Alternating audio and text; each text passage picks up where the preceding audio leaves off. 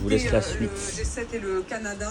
On sera en direct de Jérusalem dans un instant avec Clémence Dibou qui est sur place, là où des explosions ont eu lieu ce matin. L'Iran, à l'instant, affirme avoir touché des cibles stratégiques sur le sol israélien via des drones. C'est le retour des drones, Guillaume Ancel. On avait l'impression que les drones qui étaient lents, qui avaient été utilisés surtout lors de la précédente attaque entre l'Iran et Israël, étaient moins dans le jeu.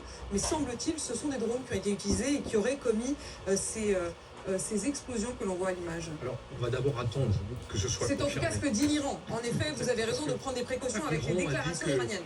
Par exemple, cette nuit, ils allaient détruire les télévisions d'État israéliennes, puisque eux-mêmes, ils se sont fait bombarder une télévision d'État, dont je rappelle que les Israéliens avaient prévenu l'Iran qu'elle allait l'attaquer, mais c'est l'Iran qui a décidé de ne pas l'évacuer. Alors en fait, Guillaume Ancel, je vous arrête tout de suite, parce que la liaison est rétablie avec Téhéran, et je ne voudrais pas qu'on la perde à nouveau. Mais bien sûr. Donc je voudrais tout de suite que l'on puisse être en ligne avec Armand Memande. Bonjour, merci d'avoir accepté d'être en direct avec nous, parce que vous vivez donc à Téhéran, vous faites partie des 1000 Français qui vivent actuellement en Iran, et vous êtes d'ailleurs le président du conseil consulaire de la circonscription Asie centrale. D'abord, comment allez-vous? Comment est-ce que s'est passée la nuit? Et comment vous avez réagi aux déclarations de Donald Trump qui appelait les habitants de Téhéran à quitter la ville? Est-ce que comment cette question se pose quand on vit là-bas? Bonjour madame, merci pour votre appel. Effectivement, je suis à Téhéran, je suis parmi mes compatriotes puisque je les représente ici. Nous sommes 1 millier de Français à peu près enregistrés sur le registre des Français de l'étranger, mais en réalité nous sommes beaucoup plus nombreux parce que vous savez qu'il y a beaucoup de binationaux qui sont de passage dans le pays ou qui sont dans le pays et qui ne se déclarent pas. Concernant la nuit dernière, n'a pas été tranquille. On a l'impression que Téhéran est bombardé de manière continue.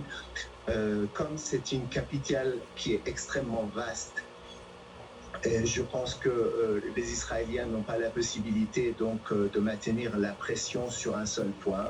Donc ils frappent des points différents, mais en permanence, on entend des bruits de DCA et d'explosions à peu près partout à Téhéran. Mon domicile se retrouve pas très éloigné de la réserve d'essence de l'ouest de Téhéran qui a été pris pour cible très récemment. Donc on a eu des flammes qui montaient jusqu'au ciel et je ne pense pas vraiment que ce soit des frappes chirurgicales parce qu'il y a beaucoup d'habitations aux alentours et il y a eu beaucoup de blessés et des vieilles personnes qui habitaient là ont été obligées d'évacuer la zone pendant la nuit à des heures vraiment extrêmement tardives. Concernant l'Iran, je suis étonné par la résilience des Iraniens. Je pense qu'ils se défendent, ils s'entraident et ils font tout pour défendre leur pays. Je sais bien qu'il y a des différences au niveau de l'interprétation des gens, mais quand il s'agit de défendre le territoire iranien, nous sommes tous réunis. Quand vous dites défendre leur pays, alors évidemment, je ne veux pas vous mettre dans une situation compliquée, Armand Memande, on le sait bien. Oui. Je ne vais pas vous interroger sur la question, effectivement, d'un éventuel soulèvement ou appel au soulèvement qui a été lancé par Benjamin Netanyahou à la population iranienne. Mais lorsque vous dites... Vous pouvez me répondre, alors je vous laisse le faire. Oui. De là où je me trouve, donc je n'ai qu'un point de vue très partial. Écoutez, je ne pense pas qu'il y a un soulèvement en ce moment. Il peut y avoir des actes de sabotage, mais pour l'instant, c'est le territoire, c'est le berceau qui a attaqué pour les Iraniens. Et donc, avant tout, il ne s'agit pas de défendre le régime en aucun cas, il s'agit de défendre le territoire, le berceau de la civilisation perse. Donc, les Iraniens ne vont pas manquer à leur devoir de patriotes pour défendre leur pays. Et d'ailleurs, j'ai remarqué, ils sont un peu habitués à cause de la guerre de 8 ans avec l'Irak, ils sont plus ou moins habitués à ce genre de situation, beaucoup plus habitués que nous, Français, qui habitons à Téhéran. Et je les trouve très résilients et ils trouvent des solutions. Voilà. Est-ce qu'il y a cette question, donc c'est important et j'imagine que chaque mot compte quand vous dites qu'il ne s'agit en aucun cas de défendre le régime, mais de défendre en revanche le territoire, ce berceau effectivement de la civilisation perse. Armand Memande, cette question, j'imagine qu'elle se pose, faut-il rester à Téhéran? Faut-il tenter d'évacuer? Et d'ailleurs, quand je dis tenter d'évacuer, on a vu des embouteillages évidemment monstres, des difficultés aussi sur les réseaux de carburant. Est-il simplement possible aussi de sortir de la ville? Voilà. Au niveau de la possibilité, c'est toujours possible d'évacuer la ville.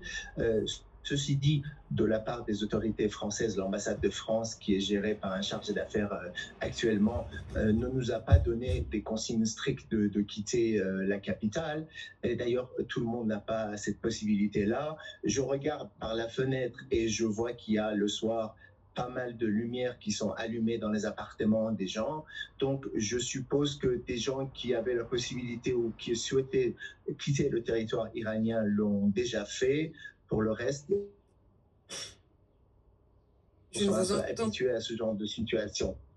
Merci beaucoup Armand Memande d'avoir accepté de répondre à nos questions. Donc depuis Téhéran, vous êtes l'un des 1000 Français et peut-être plus, disiez-vous, qui sont en ce moment en Iran.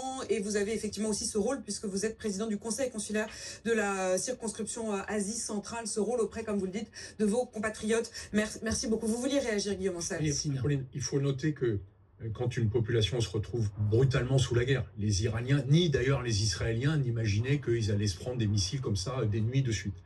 Il y a d'abord un moment d'étouffement. On a l'impression que c'est pas possible. On ne pourra pas vivre jusqu'au jour d'après. On attend le jour d'après presque une libération. Mais l'exemple de l'Ukraine nous a montré que malheureusement les gens s'adaptent et que le lendemain, ils recommencent et puis il y a de nouveau des alertes. Alors ils vont un peu moins dans les abris. Mais regardez les Ukrainiens, ça fait 3 ans qu'ils ont ce rythme au quotidien. Et en fait, ils vivent avec. Ça ne veut pas dire qu'ils vivent agréablement, hein, mais ça veut dire qu'ils vivent avec, ils s'adaptent exactement comme vient de nous le décrire notre invité sur l'Iran. En fait, les gens, les premiers jours, ils ont pensé qu'il fallait absolument qu'ils s'enfuient. Et puis au fond, ils vont attendre que ça passe. Et le soir, il regarde par la fenêtre et il voit les lumières de ses voisins. Partons justement tout de suite de l'autre côté, israélien. Il y a Clémence Dibou qui a pu arriver sur place, non loin de la zone où l'explosion a eu lieu. Clémence Dibou, vous êtes en direct avec nous. L'Iran qui affirme avoir touché des points stratégiques sur le territoire israélien via des drones. Qu'est-ce que vous envoyez sur le terrain et qu'est-ce qu'on vous en dit?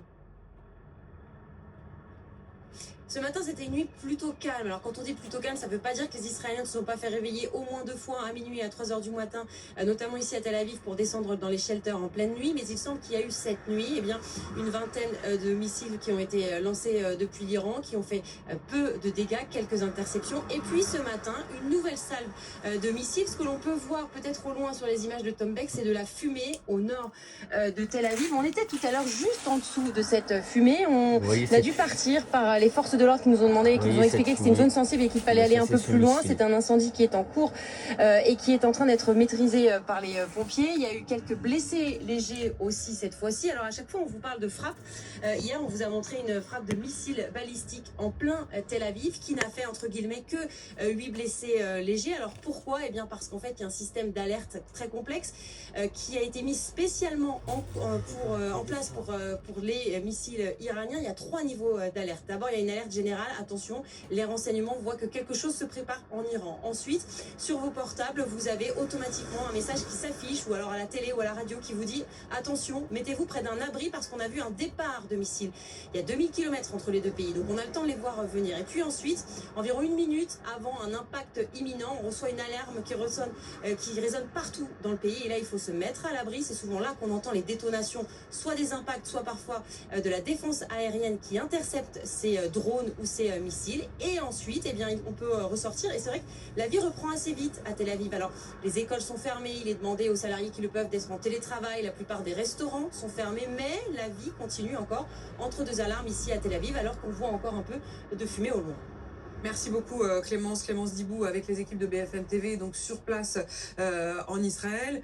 Évidemment, on a pu être en ligne avec ce Français à Téhéran, mais il faut bien sûr préciser que les journalistes étrangers ne peuvent pas accéder au territoire iranien. L'Iran, évidemment, n'accueille pas les journalistes étrangers pour l'heure. Guillaume Ancel, ce qui se joue là, les drones, les missiles, comme vous le disiez, ça peut durer combien de temps? En fait, Israël a prévu une opération, c'est une opération de guerre contre l'Iran, qu'elle a planifiée sur plusieurs semaines, donc des dizaines de jours. On n'est pas en mois, on est en plusieurs dizaines de en plusieurs semaines, donc en plusieurs dizaines de jours. Là, on voit qu'on est au 5e jour, donc pour moi, on est vraiment sur la première vague qui est extrêmement importante parce que c'est là où ils ont détruit tous les systèmes de défense solaire et maintenant ils essayent de détruire les systèmes qui peuvent tirer contre l'Iran, bien avant d'ailleurs les systèmes nucléaires. Et puis ensuite se posera la question de combien de temps ils peuvent continuer à faire ça, tandis que les Iraniens, on le voit, retiennent leur coup en fait et essayent d'harceler en permanence Israël, probablement pour les persuader de stopper leur attaque, qui serait tout à l'avantage de l'Iran et pas d'Israël, mais aussi pour voir s'il n'y a pas des pays qui à un moment finissent par se soulever et dire bon bah ça suffit, il faut arrêter cette guerre. Ça montre bien que l'Iran à ce stade est totalement isolé et par conséquent elle n'a jamais été aussi fragile. Et pour moi, l'objectif réel, stratégique de cette guerre, c'est pas le programme nucléaire militaire iranien, c'est vraiment le régime des Mollahs. Le seul moyen de garantir à Israël sa sécurité, c'est de faire tomber le régime des Mollahs que personne ne regrettera. Et d'ailleurs, c'est assez frappant quand même. On entendait hier l'ambassadeur d'Iran en France qui répondait aux questions de BFM TV, qui disait mais nous n'avons jamais eu l'intention, nous n'avons jamais dit avoir l'intention de tuer, de détruire Israël. C'est ridicule. C'est culotté quand même. C'est assez inouï quand même. On présentait sur le plateau samedi des extraits de scientifiques iraniens qui à la télévision iranienne disaient « Je n'attends que le feu vert pour mettre à profit mon talent et faire cette bombe qui nous permet de faire la démonstration, effectivement. Un mot, on va partir à Washington dans un instant, mais un mot sur cette question de la bombe. Guillaume Ancel, lorsque l'on dit capacité nucléaire iranienne, ce que redoutait et ce que redoutent encore s'ils n'en ont pas la capacité, s'ils n'ont pas la capacité de le détruire totalement, c'est que l'Iran accède à la bombe, pas forcément pour, comme on l'imagine dans les scénarios catastrophes, envoyer une bombe atomique sur Israël, mais peut-être pour faire parvenir sur le sol israélien une petite bombe nucléaire qui suffirait à faire des dégâts considérables. Oui, parce que en fait le risque, c'est ça pour le les véritable Israéliens, risque. dont je rappelle qu'ils disposent d'une trentaine d'armes nucléaires, c'est pas d'être agressés directement par l'Iran, ce serait un suicide de la part de l'Iran de tirer un missile nucléaire contre Israël, sauf à vouloir détruire massivement l'Iran. Les deux se détruiraient. Je rappelle que l'Iran est 10 fois plus peuplé qu'Israël, donc ils ont tout à perdre d'attaquer Israël. Par contre, d'utiliser un proxy, c'est-à-dire en fait une organisation terroriste sous-traitante, pour lui remettre une bombe primitive, c'est-à-dire pas une bombe miniaturisée très sophistiquée pour être emportée dans un missile, dont la capacité d'emport est assez limitée, mais une bombe primitive dont les Iraniens étaient pratiquement à cette technologie-là. Eh bien, cette bombe-là peut être transportée dans un simple container de marchandises et être emmenée sur le sol israélien, explosée en faisant des dégâts considérables, avec en plus l'Iran qui, comme l'ambassadeur de l'Iran l'a fait sur cette chaîne, dira « Ah mais nous, on n'est absolument pour rien, on ne sait pas d'où vient cette bombe ». Et c'est ça que craignaient les Israéliens et ils ont raison d'empêcher que ça puisse arriver. Du point de vue d'ailleurs du droit, vous le dites tous, ce qu'on interroge les uns après les autres, on n'est même plus dans une question de légitimité ou non. Le mot d'ailleurs de droit a été exprimé par les dirigeants du G7 cette nuit, affirmant, je cite, « Israël a le droit de se défendre ». Je voudrais qu'on parte aux États-Unis, précisément parce que au moment où on se parle, Donald Trump s'apprête à arriver à la Maison-Blanche. Il a quitté précipitamment le G7 cette nuit. Antoine Lard, vous êtes notre correspondant BFM TV à Washington. Réunion d'urgence du Conseil de sécurité américain et les intentions de Donald Trump qui dit il ne s'agit pas de négocier un cessez-le-feu, it's much bigger. C'est beaucoup plus gros que ça. Qu'est-ce que ça peut être ? C'est plus grand, c'est plus gros que ça, effectivement, voilà ce que dit Donald Trump. Alors en fait, il y a deux scénarios possibles. Soit ça veut dire que les États-Unis s'apprêtent à entrer en guerre et qu'ils préparent des bombardements, par exemple sur les sites nucléaires iraniens. On rappelle que les États-Unis sont le seul pays à disposer de bombes anti-bunker suffisamment puissantes pour atteindre ces sites qui sont enfouis très profondément en sous-sol. Trump, en tout cas, en rentrant tout à l'heure à Washington, va réunir son équipe de sécurité nationale dans la Situation Room, la salle de crise en sous-sol de la Maison-Blanche. On notera aussi que sur le terrain, les Américains ont renforcé leur posture avec l'envoi notamment d'un porte-avions supplémentaire. L'autre scénario possible, c'est que bien Trump rentre pour travailler à un accord sur le nucléaire. C'est vraiment son objectif prioritaire. Ça fait 2 mois qu'il pousse les Iraniens à signer ce deal, sans succès jusqu'ici. Dans ce scénario, son départ précipité du G7, le flou sur ses intentions, tout cela n'est peut-être au fond qu'une mise en scène pour mettre une pression maximale sur les Iraniens afin de les forcer à conclure cet accord.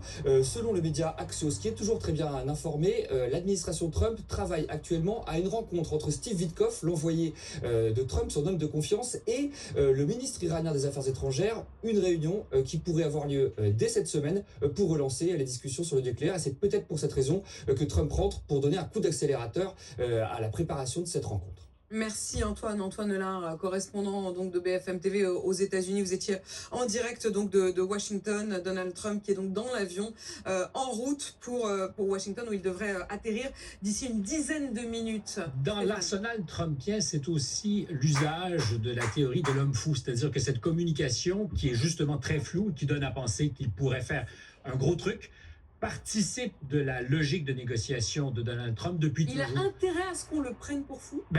C'est ce qu'il fait souvent, c'est-à-dire qu'il laisse toujours ouvert cette possibilité d'un gros coup de tête. Et aujourd'hui, quand il dit une grosse affaire, beaucoup plus importante peut-être qu'une entente négociée avec les Iraniens, c'est la peur potentielle qu'il sera suscité chez les Iraniens d'une intervention. La stratégie de l'homme fou, Géraldine. Il a toujours fonctionné de cette manière-là. D'ailleurs, il l'explique même dans l'art du oui, deal. C'est semer le flou, la confusion chez l'adversaire pour l'amener à prendre des décisions. Créer la peur aussi. Créer la peur, effectivement. La pression. Si vous prenez l'exemple des droits commerciaux, vous voyez où ça mène. C'est-à-dire qu'en gros, je ne dis pas que ça marche, c'est efficace. Il y a beaucoup de gesticulation pour en arriver au final à un résultat qui n'est pas extrêmement... Après qu'il ait fait peur aussi, parce que ça a fonctionné. Les menaces au départ étaient opérantes. Et je rappelle quand même que l'ensemble des partenaires économiques des États-Unis paient 10% de droits de douane. Encore une fois, Laurent.